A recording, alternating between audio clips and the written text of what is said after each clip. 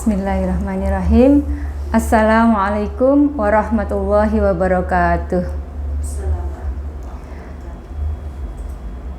Ibu-ibu PKK Kelurahan Jetis dan ibu-ibu jamaah yang lain. Pertama, alhamdulillahirabbil alamin. Allahumma sholli ala sayyidina Muhammadin wa ala alihi wa sahbihi ajmain. Rabbi shrah li sadri wa yassir li amri wahlul 'uqdatam min lisani yafqahu qawli, amma ba'du. Ibu-ibu yang saya hormati dan segenap pemirsa yang mengikuti pengajian kali ini. Pertama, marilah kita panjatkan puji syukur kehadirat Allah Subhanahu wa taala atas segala limpahan karunia, anugerah pada kita sekalian, sehingga sampai pada hari ini kita masih dapat menikmati indahnya dan sejuknya udara oksigen yang Allah berikan pada kita. Dalam arti kita masih diberi kesehatan, masih diberi kekuatan untuk menjalani kehidupan ini atas ridho Allah Subhanahu wa taala.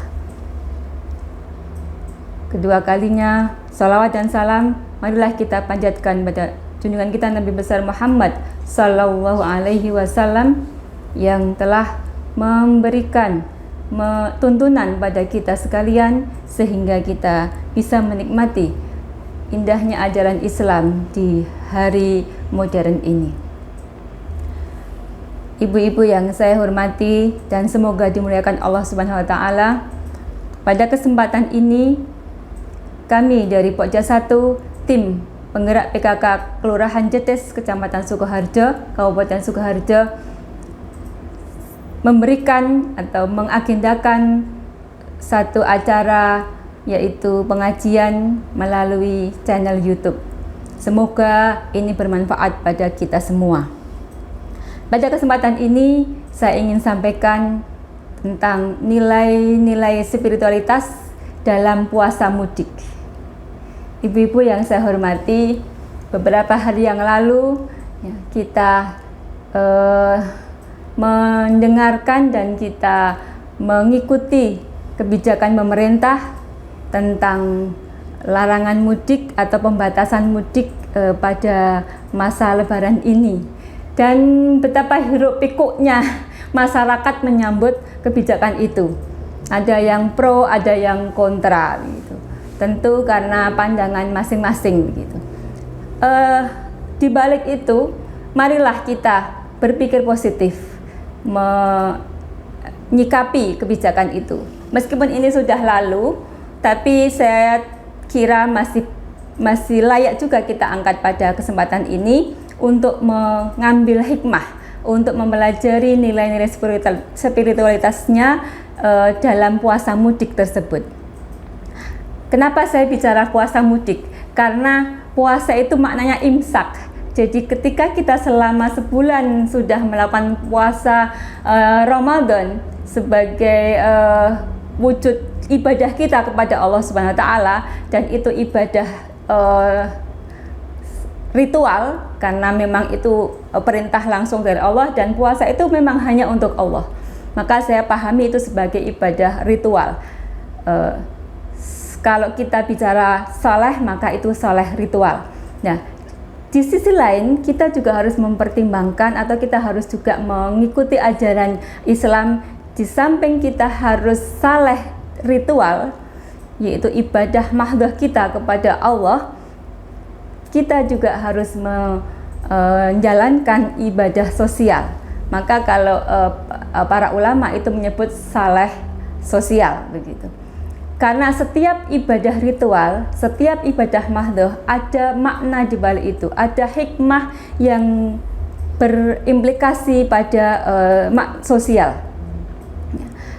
Ibadah puasa misalkan, selain itu ibadah mahdhah, kita imsak, kita menahan diri supaya tidak makan, minum, kemudian berhubungan seksual dan menjaga dari hal-hal yang membatalkan puasa.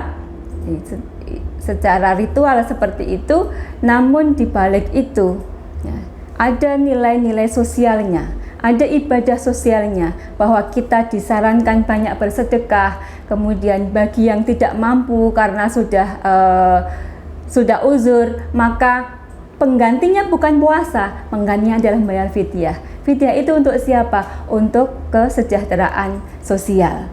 Jadi jangan berpikir bahwa ibadah itu melulu hanya untuk Allah saja, tetapi Allah justru ya, mensyariatkan kepada kita, selain kita menjalankan ibadah mahdoh yang berhubungan langsung dengan Allah secara vertikal, itu diiringi dengan ibadah sosial yang secara horizontal kita harus memberikan arti dalam kehidupan sosial. Ya. Ibu-ibu yang saya hormati, dalam konteks puasa mudik tadi ya, kembali kepada puasa mudik ya. Kenapa saya bilang puasa? Karena kalau bahasa pemerintah larangan mudik gitu kan. Nah, ini kan kita bicara dalam konteks agama gitu ya. Kita pakai istilah puasa mudik lah. Artinya menahan diri untuk tidak mudik begitu. Karena banyak pertimbangan ya, dari sisi kesehatan terutama, karena ini masih pandemi. Memang pertimbangan pemerintah lebih pada kesehatan. Bagaimana kita menahan diri tidak mudik supaya apa? Supaya tidak mempercepat penyebaran virus corona, sehingga paling tidak kita bisa memotong penularan penyakit COVID-19.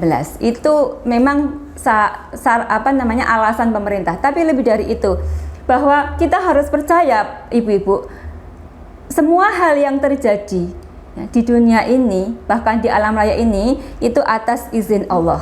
Jadi nggak ada yang terlewatkan oleh kuasa Tuhan begitu. Adanya virus corona, meskipun itu bisa diteliti dengan kajian ilmiah secara empiris oleh manusia, tapi itu tidak bisa lepas dari kuasa Tuhan. Tidak akan terjadi penyebaran virus corona ini kalau Allah tidak memberikan izin, tidak mentakdirkan itu. Oleh karenanya, apa yang harus kita lakukan?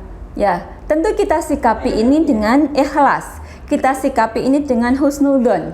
Ya, begitu juga ketika kemudian kita harus imsak, kita harus berpuasa dari mudik untuk tidak mudik ke kampung halaman, ya kita sikapi dengan ikhlas dan tawakal.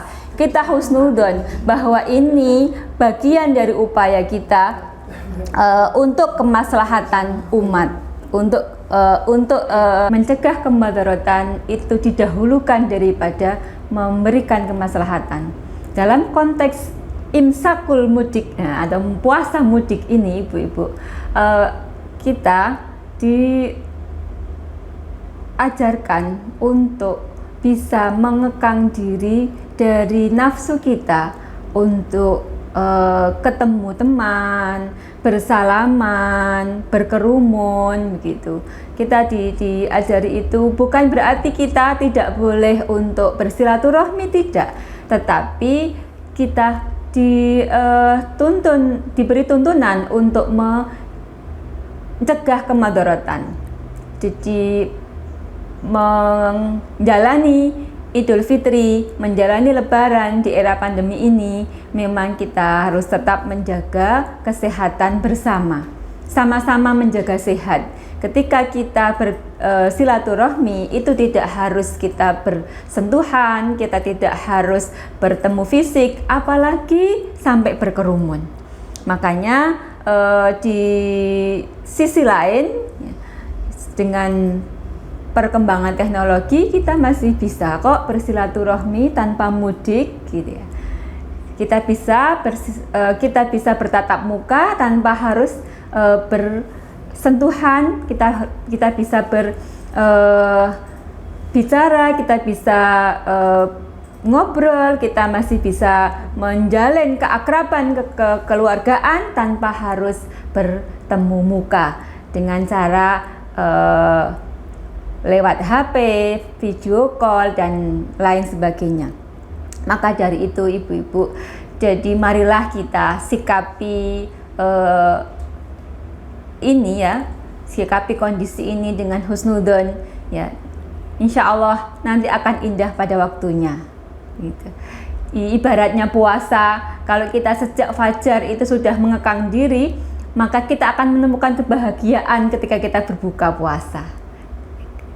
Begitu juga ketika kita puasa mudik hari ini dan semuanya kemudian terjaga kesehatannya, insya Allah pandemi akan segera berakhir, maka kita akan mendapatkan kebahagiaan, kita akan mendapatkan kesenangan dengan kemenangan melawan COVID-19, kemenangan kita melawan virus corona ini.